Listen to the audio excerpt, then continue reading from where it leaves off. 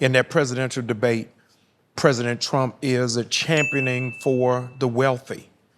Kamala Harris is championing for middle class. Democrats nor Republican have rolled out an agenda for the poor. Our responsibility is how do we lift up our cousins and them who are not on that middle class track, who are not a part of the 1%, but they scratching and surviving, looking for good times, and Florida Evans ain't there no more. There's gotta be a pattern and a blueprint to say, in the words of Marcus Garvey, up you mighty people, accomplish what you will, but that don't happen through osmosis, it's gotta happen through an agenda. With that being said, though, Pastor, I will say there's a lot of people a part of the 1%. Yeah. Figuratively. Yeah.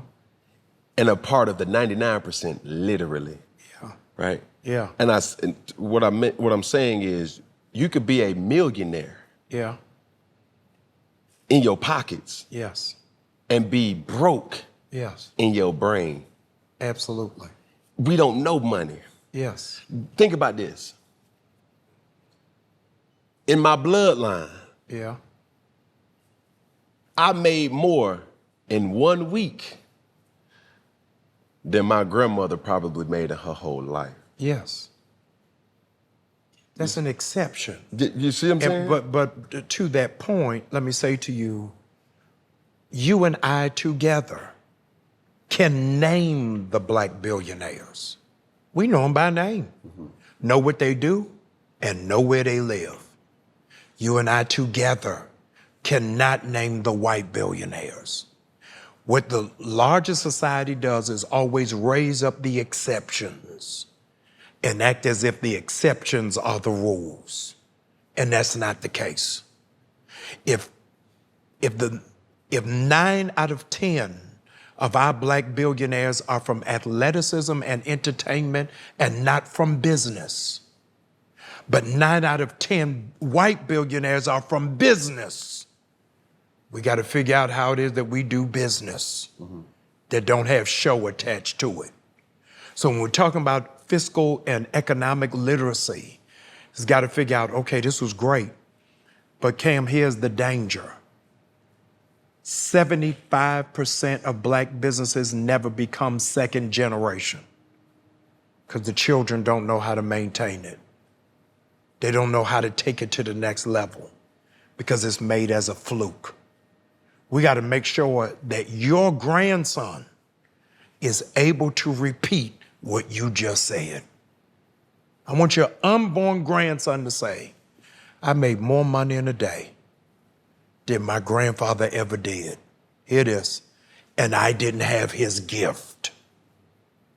That's when we're moving into real generational wealth. Negroes are fighting over lamps and a mink coat when grandma dies because they don't have any sense of how it is that we invested and get into that marketplace to really do it without it becoming competition. For us to create that level of generational wealth comes with financial literacy, financial discipline, and bringing the whole family together. Barry Gordy is the best example. I give it again and again and again. Barry Gordy wanted to start Motown music.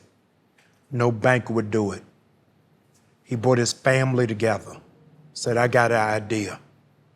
The family chipped in and gave him the money for Motown.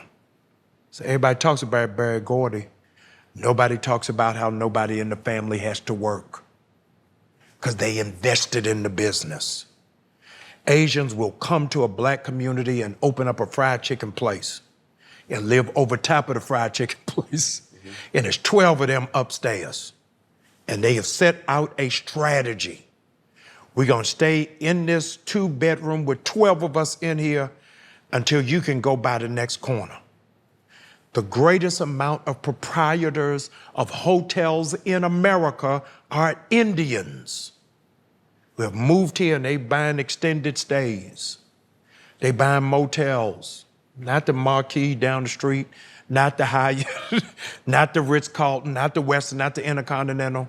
They're buying extended stays hotels, and a report just came out, Cam, that 235,000 students in Atlanta are living in extended stay hotels. Who getting that money?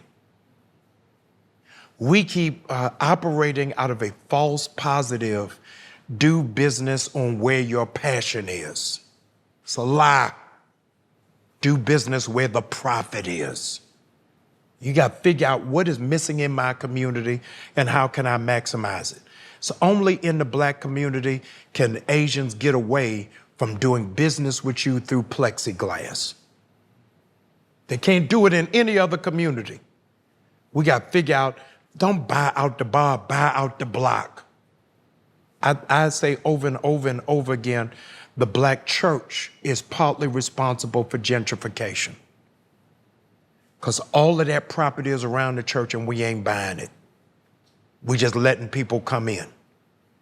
The wealthiest real estate owners in the world, there are only two.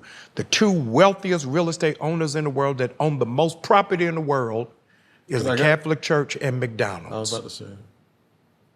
So the church know how to do business. We got to do business beyond selling pound cake and fish dinners on Friday. How do we buy this dilapidated property? How do we bring in a Cam Newton and not ask him for tithes, but ask him for strategy?